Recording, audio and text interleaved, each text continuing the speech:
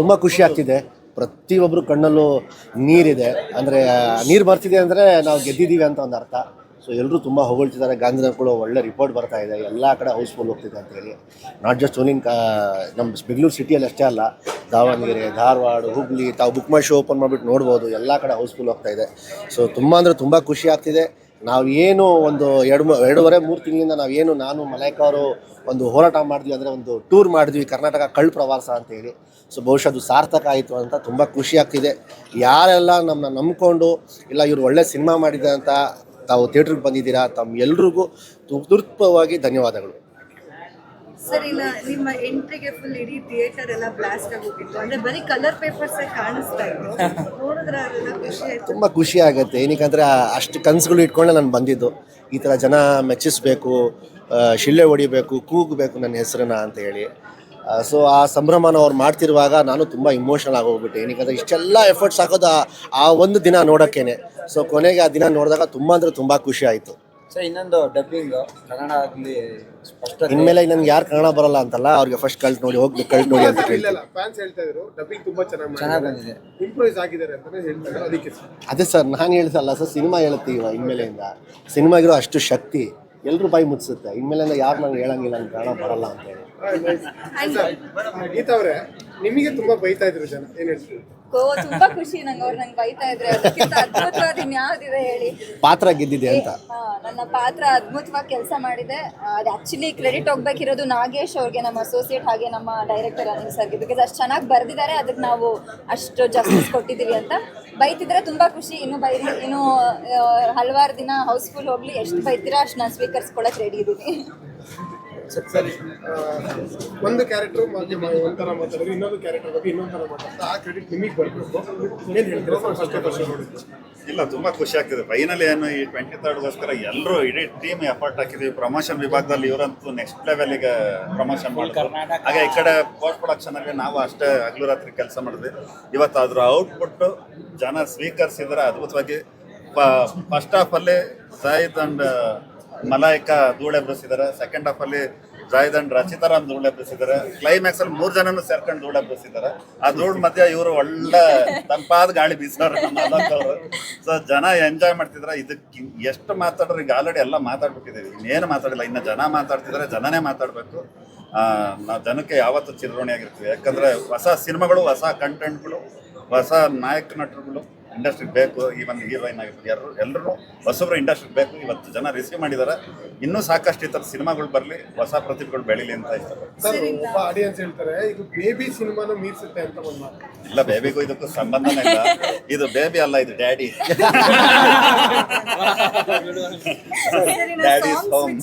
ಬಂದ್ರೆ ಇದರಲ್ಲಿ ಆಲೋಕಿ ಅವ್ರ ಸಾಂಗ್ ಕೂಡ ಇದೆ, ಒಂದು ಕಂಪ್ಲೀಟ್ ಸಾಂಗ್ ಹಾಕೊಂಡಿದ್ದೀರಾ. ಪರ್ಮಿಷನ್ ಕಾಪಿರೈಟ್ಸ್ ಎಲ್ಲ ಕೊಟ್ಟರು. ಎಲ್ಲ ಕೊಟ್ರು. ಪಾಪ ಅವ್ರು ಏನೋ ಕೇಳ್ದೆ ಫ್ರೀಯಾಗಿ ಕೊಟ್ಬಿಟ್ರು, ಏನೋ ಕೇಳಿಲ್ಲ ಅವ್ರು. ಯಾಕೆಂದ್ರೆ ಆ ಸಿಚುವೇಶನ್ ಜಾಸ್ತಿ ಇಸ್ಕೊಂಡಿದ್ದಾರೆ. ಪ್ರೊಡ್ಯೂಸರ್ ಅವ್ರಿಗೆ ಗೊತ್ತು. ಬಟ್ ಒಳ್ಳೆ ಪಾತ್ರ ಮಾಡಿದಾರೆ ಆಲೋಕ್ ಅವ್ರು. ಇಡೀ ಥ್ರೂಔಟ್ ದ ಮೂವಿ ತುಂಬಾ ಚೆನ್ನಾಗಿ ಮಾಡಿದಾರೆ. ಆಮೇಲೆ ಆ ಸಿಚುವೇಶನ್, ಆ ಸಾಂಗ್ ನನಗೆ ಮೊದಲನೇದಾಗಿ ಆ ಸಾಂಗ್ ತುಂಬಾ ಇಷ್ಟ. ಇದು ಆ ಲಿರಿಕ್ಸ್ ಪ್ರತಿಯೊಂದು ಲೈನು ನನ್ನ ಸಿನಿಮಾ ಸಿಚುವೇಶನ್ಗೆ ನೀಟಾಗಿ ಸೂಟ್ ಆಗ್ತಿತ್ತು. ನೋಡಿ, ಅದೊಂದು ಜನ ಎಂಜಾಯ್ ಮಾಡ್ತಿದ್ದಾರೆ, ರಿಸೀವ್ ಮಾಡ್ತಿದ್ದಾರೆ. ಆ ಸಾಂಗ್ ನಾವು ಯೋಚನೆ ಮಾಡಿದ್ವಿ ಹೆಂಗಿರುತ್ತೆ ಅಂತ. ಒಂದ್ಸಲ ಆಕ್ಟ್ ಮಾಡಿದ್ರೆ ನಮ್ಗೆಲ್ಲ ಖುಷಿ ಆಯ್ತು. ಜಾಹಿದ್ ಅವ್ರಿಗೆ ಎಲ್ಲ ತರದ ಕೆಲಸಗಳು ಮಾಡಿಸಿದ್ದೀರಾ. ಪಾಪ ಪಬ್ಬಿಗೆ ಅಂಡರ್ವೇರ್ ಎಲ್ಲ ಕರ್ಸಿದ್ದೀರಾ. ಅದು ನಿಮ್ಮ ದೃಷ್ಟಿಕೋನ. ಅಂದ್ರೆ ಇವಾಗ ಅಷ್ಟು ಕಂಫರ್ಟಬಲ್ ಆಗಿ ಅವ್ರು ಕೂಡ ಮಾಡಿದ್ದಾರೆ. ಸೊ ಆ ಸಿಚುವೇಶನ್ ಇಲ್ಲ, is A Deere devil, is A very daring artist. ಅವ್ರಿಗೆ ಏನು ಪಾತ್ರ ಹೇಳಿದ್ರು ಈಸ್ ರೆಡಿ ಟು ಡೂ. ಅಂದರೆ ಸೆಕೆಂಡ್ ಥಾಟ ಇರಲ್ಲ. ಈ ಥರ ಬೇಕು ಅಂದರೆ ಐ ಆಮ್ ರೆಡಿ, ಈ ಥರ ಬೇಕು ಅಂದರೆ ಐ ಆಮ್ ರೆಡಿ. ನಾನು ಮಿನಿಸ್ಟರ್ ಮಗ ಅದು ಇದಲ್ಲ, ನಾನು ಕಲಾವಿದ, ನಾನು ಈ ಪಾತ್ರ ಅದು ಜಸ್ಟಿಸ್ ಮಾಡಿ ಅದು ಬಿಟ್ಟು ಇನ್ನೇನು ಇರಲ್ಲ ಅದರಲ್ಲಿ. ಅದು ಅವರು ಇವತ್ತು ಪ್ರೂವ್ ಮಾಡಿದ್ದಾರೆ. ಅದು ಒಂದೆಲ್ಲ ಪ್ರತಿಯೊಂದು ಕ್ಯಾರೆಕ್ಟರ್ 3 ಏನು ಶೇಡ್ ಇದೆ, 3 ಶೇಡ್ಗೂ ಅವರು ನ್ಯಾಯ ಒದಗಿಸಿದ್ದಾರೆ. ಒಂದು ಕಡೆ ಎಲ್ಲ ಹುಡುಗಿರು, ಕರ್ನಾಟಕದ ಹುಡುಗಿರಿಗೆಲ್ಲ ಲವ್ ಆಗುತ್ತೆ ವಿಲೇಜ್ ಕ್ಯಾರೆಕ್ಟರ್ಗೆ. ಅಯ್ಯೋ ಪಾಪ ಎಂಥ ಹುಡುಗ ಅಂತ ಅಲ್ವಾ. ಸೊ ಎಲ್ಲ ಪಾತ್ರನೂ ಎಲ್ಲರೂ ಇಷ್ಟಪಡತ್ತೆ ಮಾಡಿದೆ. ಯಾಕಂದ್ರೆ ಬ್ರೇಕಪ್ ಅಲ್ಲಿ ಆ ಥರದ ಹುಡುಗರು ಇದ್ದಾರೆ, ಅವ್ರಿಗೆ ಇಷ್ಟ ಆಗ್ತಾರೆ. ಈ ಥರದ ಮುಗ್ಧತೆ, ಇನ್ನೋಸೆನ್ಸ್ ಅಲ್ಲಿ ಆ ಥರ ಹುಡುಗಿರಿಗೆ ಇಷ್ಟ ಆಗ್ತಾರೆ. ಹುಡುಗರಿಗೆ ಬೇಜಾರಾಗುತ್ತಲ್ಲ ಸರ್, ಈ ಹುಡುಗಿಗೆ ಬೈಬೇಕು. ಯಾರ್ಗ ಹುಡುಗರಿಗೆ ಬೇಜಾರಾಗುತ್ತೆ ಇನ್ನು ಚೆನ್ನಾಗಿರೋ ಹುಡುಗರಿಗೆ ಬೈಬೇಕು ಅದಕ್ಕೆ ಇನ್ನೊಂದು ಹುಡುಗಿನ ಕೊಟ್ಟಿದ್ದೀನಲ್ಲ. ಜಾಸ್ತಿ ಗೀತಾನೇ ನೋಡ್ತಾ ಇದಾರೆ, ಇತಿಹಾಸನೇ ಮರ್ತೋಗ್ತಾ ಇದಾರೆ ಅಂತ ಹುಡುಗಿರ್ ಕಂಪ್ಲೇಂಟ್. ಏನು ಅಂದ್ರೆ ಬರೀ ಗೀತಾ ತರ ಹುಡುಗಿರಿದ್ದಾರೆ ಅಂತ ಹೇಳ್ಬಿಡ್ತಾರೆ ಹುಡುಗರು, ಇತಿಹಾಸನಿ ತರ ಹುಡುಗಿರ್ ಇರ್ತಾರೆ ಅಂತ ಹೇಳೋದೇ ಇಲ್ಲ ಅನ್ನೋದು. ಅದಕ್ಕೆ ನಾವು ಈ ಸಿನಿಮಾ ಅದಕ್ಕೆ ಮಾಡಿರೋದು. ಸಿನಿಮಾ ಮಾಡಿರೋದು, ಆ ಥರ ಪಾತ್ರಗಳಿದ್ದಾರೆ ಅಂತ. ಥಿಯೇಟರ್ ಇಂದ ಬರ್ತಾ ಎಲ್ರು ಗೀತಾನೇ ಬೈಕೊಂಡ್ ಬಂದ್ರು, ಇತಿಹಾಸ ಏನಿಲ್ಲ, ಇತಿಹಾಸಿನ ಫೀಲ್ ಮಾಡಿದಕ್ಕೆ ಜನ ಕ್ಲೈಮ್ಯಾಕ್ಸ್ ಅಲ್ಲಿ ಅಷ್ಟು ಫೀಲ್ ಆಗಿದ್ದು.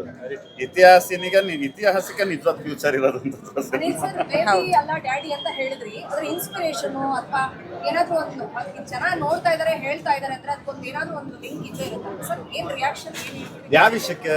ಈಗ ಹೊರಗಡೆ ಬರ್ತಾ ಇದು ಬೇಬಿ ಸಿನಿಮಾನ ಮೀನ್ಸುತ್ತೆ ಅಂತ ಹೇಳಿದ್ರು, ಅವ್ರಿಗೊಂಚೂರು ಛಾಯೆ ಎಲ್ಲೋ ಕಂಡಿರ್ಬೋದಾ ಅಥವಾ ಅಂದ್ರೆ ಇದನ್ನ ಎ ಫಿಲಮ್ ಅಲ್ಲಿ ಚಾಂದಿನಿಯವರೇ ಮಾಡ್ಬಿಟ್ಟಿದ್ರು.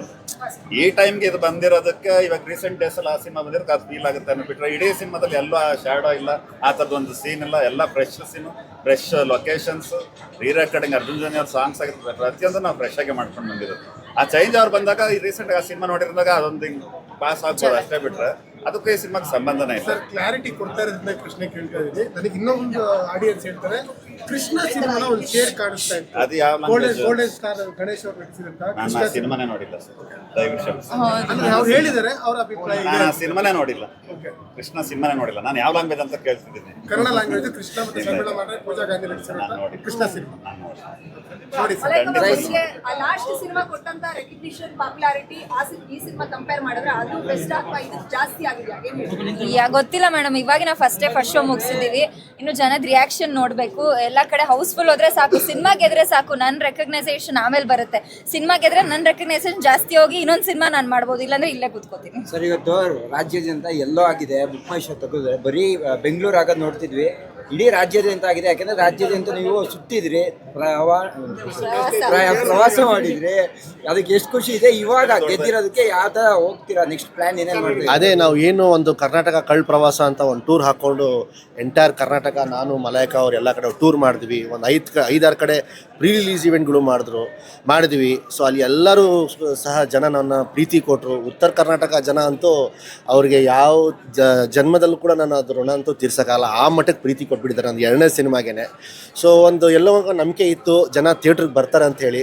ಸೊ ಫಸ್ಟ್ ಶೋ ಆಮೇಲೆ ಎಲ್ಲ ಕಡೆ ನಾನು ಬುಕ್ ಮೈ ಶೋ ಓಪನ್ ಮಾಡಿ ನೋಡಿದ್ರೆ ಎಲ್ಲ ಕಡೆನೂ ಹೌಸ್ಫುಲ್, ಎಲ್ಲೋ ಮಾರ್ಕೆ ಕಾಣಿಸ್ತಾ ಇದೆ. ಸೊ ಸಿಕ್ಕಾಪಟ್ಟೆ ಖುಷಿ ಆಗ್ತಿದೆ. ಸೊ ಯಾವತ್ತಿದ್ರೂ ನಾನು ಕರ್ನಾಟಕ ಜನತೆಗೆ ಚಿರುಣಿಯಾಗಿರ್ತೀನಿ. ಇದೇನು ನೀವು ಸಿನಿಮಾ ನೋಡಿದ್ದೀರಾ, ಇದು ಒಂದು ಟೀಸರ್ ಅಷ್ಟೇ, ಇನ್ನೂ ತುಂಬ ಸಿನಿಮಾಗಳು ಮಾಡ್ತಾ ಇರ್ತೀನಿ. ಇದೇ ಥರ ನಿಮಗೆ ಎಂಟರ್ಟೈನ್ ಮಾಡ್ತಾ ಇರ್ತೀನಿ ನಾನು. ಸರ್, ನಿಮ್ ತಂದೆ ಅವರು ನೋಡಿದ್ರ ಸರ್ ಸಿನಿಮಾ? ಗೊತ್ತಿಲ್ಲಮ್ಮ, ಅವ್ರು ಬೆಳ್ಳಾರಿಯಲ್ಲಿದ್ದಾರೆ. ಅವ್ರು ಯಾವಾಗ ನೋಡ್ತೀರಾ? ಖಂಡಿತ ನೋಡ್ತಾರೆ, ಅವರು 100% ನೋಡ್ತಾರೆ. ನನ್ನ ಜೊತೆ ನೋಡ್ತಾ ಅಥವಾ ಅವ್ರ ಫ್ರೆಂಡ್ ಜೊತೆ ಹೋಗಿ ನೋಡ್ತಾರೋ ಗೊತ್ತಿಲ್ಲ, ಬಟ್ ಅವ್ರ ಪಕ್ಕ ಅಂತೂ ನೋಡ್ತಾರಮ್ಮ. ಅಂಡ್ ವ್ಯಾಲ್ಯೂಸ್ ತುಂಬಾ ಇದೆ, ಅಂದ್ರೆ ತಂದೆ ತಾಯಿ ವ್ಯಾಲ್ಯೂಸ್ ನ ತುಂಬಾ ಚೆನ್ನಾಗಿ ನೋಡ್ತಿದ್ದಾರೆ. ಅದು ಎಮೋಷನಲ್ ಸೀಕ್ವೆನ್ಸಸ್ ಕೂಡ ಇದೆ. ಇದು ಯೂತ್ಸ್ಗೆ ಮತ್ತೆ ಫ್ಯಾಮಿಲಿಗೆ ಸಿನಿಮಾ ಅಲ್ವಮ್ಮ, ಮತ್ತೆ ಏನಕ್ಕೆ ಸರ್, ನೀವು ಎಷ್ಟು ಇಷ್ಟಪಡ್ತೀರಾ ನಿಮ್ಮ ತಂದೆ? ಇವಾಗ ಒಂದು ತುಂಬ ಇಷ್ಟಪಡ್ತೀವಿ, ಯಾಕೆ ಇಷ್ಟಪಡಲ್ಲ? ಅಂದ್ರೆ ಈ ಸಿನಿಮಾ ಅಲ್ಲಿ ಏನಾದ್ರು ರಿಲೇಟಬಲ್ ಇದೆಯಾ? ನೀವು ಕಾಲೇಜ್ ಟೈಮಲ್ಲಿ ಅದೇ ತರ ಇದ್ರಾ ಹೇಗೆ ಅಂತ? ಒಂದು ಸ್ವಲ್ಪ ಅಫ್ಕೋರ್ಸ್ ಆ ವಯಸ್ಸಲ್ಲಿ ಆ ಟೈಮಲ್ಲಿ ಅಫ್ಕೋರ್ಸ್ ಅದೆಲ್ಲ ಎಲ್ಲ ಹುಡುಗರು ಮಾಡೋದೇ, ನಾನೇನು ಸ್ಪೆಷಲ್ ಅಲ್ಲ. ಸೊ ಅದೆಲ್ಲ ಒಂದಷ್ಟು ಕ್ವಾಟ್ಲೆಗಳು ಅದೆಲ್ಲ ಬೇಬಿ ಸಿನಿಮಾ ಅಂತ ಅಲ್ಲೊಂದು ನಿಮಿಷ. ಈಗ ಬೇಬಿ ಸಿನಿಮಾ ಅಂತ ಯಾರೋ ಅಂದ್ರು, ಅದಕ್ಕೂ UA ಕೊಟ್ಟಿದ್ರು. ತುಂಬಾ ಸಿನಿಮಾಸ್ಗಳು ಈ ತರ ಇದು UA ಸರ್ಟಿಫಿಕೇಟ್ ಕೊಟ್ಟಿದ್ದಾರೆ.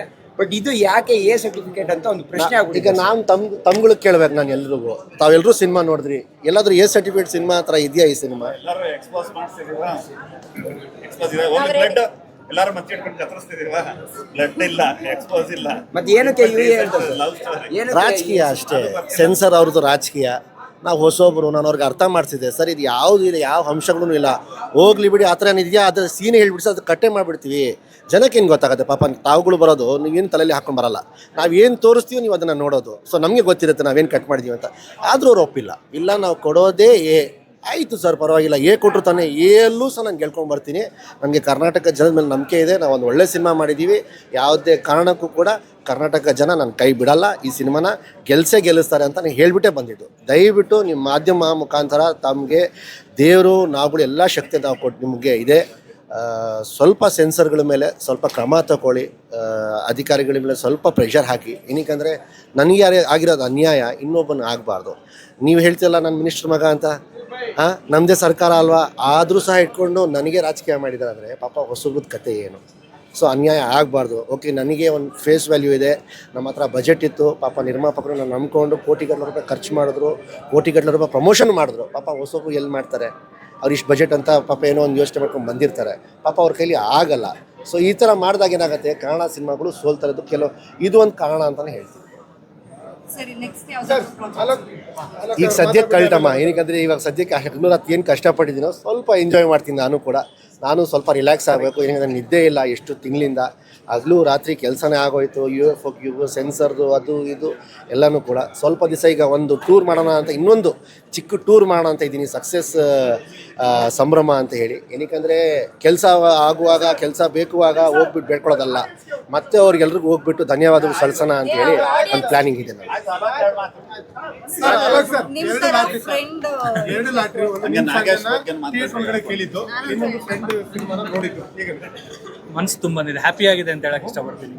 ನಮ್ಮ ಡೈರೆಕ್ಟರ್ ಸರ್ ಅನಿಲ್ ಸರ್ಗೆ ಹ್ಯಾಟ್ಸ್ ಆಫ್ ಹೇಳಬೇಕು, ನಮ್ಮ ಬ್ರದರ್ ಜೈದ್ ಖಾನ್ ಅವ್ರಿಗೆ ಹ್ಯಾಟ್ಸ್ ಆಫ್ ಹೇಳಬೇಕು. ಏನಂದರೆ ಇದು ನಾವು movie as a team work ಮಾಡಿಲ್ಲ, ಆ್ಯಸ್ ಅ ಫ್ಯಾಮಿಲಿ ವರ್ಕ್ ಮಾಡಿದ್ದೀವಿ. ಲಾಡ್ ಆಫ್ ಹರ್ಡಲ್ಸ್, ತುಂಬ ಈ ಕಡೆ ಆ ಕಡೆ ಆಗೋದು, ಬಿಸಿಲು, ಮಂಗಳೂರಲ್ಲಿ ಶೂಟ್ ಮಾಡಿದ್ದು, ಅದೆಲ್ಲ ಇವತ್ತು ನಾಪ್ಸ್ಕೊಂಡ್ರೆ ಈ ಥರ ಒಂದು ಸಿನಿಮಾ ನೋಡಿ ಲಾಸ್ಟಲ್ಲಿ ಕಣ್ಣೀರು ಬಂದಾಗ ಅದೆಲ್ಲ ಮರ್ತೋಯ್ತು. ಆ್ಯಂಡ್ ಮಲೈಕಾಗೆ ನಿಜವಾಗ್ಲೂ ಹ್ಯಾಟ್ಸ್ ಆಫ್, ಸೂಪರಾಗಿ ಮಾಡಿದ್ದಾರೆ. ರಚಿತಾ ರಾಮ್ ಅವರಾಗಿರ್ಬೋದು, ಮಲೈಕರ್ ಆಗಿರ್ಬೋದು, ಆಮೇಲೆ ನಾಗೇಶ್ ಅವರು ಡೈಲಾಗ್ ಬರೆದಿದ್ದಾರೆ ಸೂಪರಾಗಿ. ಎಂಟೈರ್ ಟೀಮಿಗೆ ನಾನು ಥ್ಯಾಂಕ್ಸ್ ಹೇಳೋಕ್ಕೆ ಇಷ್ಟಪಡ್ತೀನಿ. ಇದು ಕಲ್ಟ್ ಒಂದು ಸಿನಿಮಾ ಅಲ್ಲ, ಎಮೋಷನ್ ಅಂತ ಹೇಳ್ತೀನಿ. ದಯವಿಟ್ಟು ನೋಡಿ ಈ cinema. Thank you sir, thank you.